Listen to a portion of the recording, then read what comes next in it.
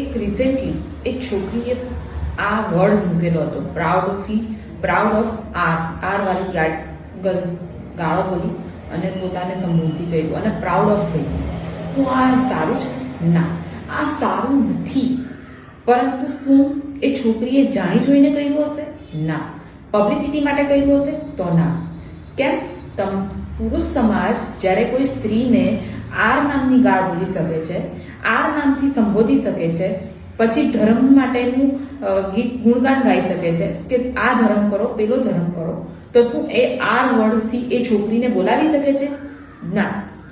કોઈ પણ વ્યક્તિ કોઈ છોકરીને આર વર્ડથી ચાલુ થતી ગાળ બોલે, એના સ્વાભિમાનને ઠેસ પહોંચાડે, એની આત્મસન્માન, એની ગરિમાને ઠેસ પહોંચાડશે, તો હવે કાયદેસરની કાર્યવાહી કરવામાં આવશે.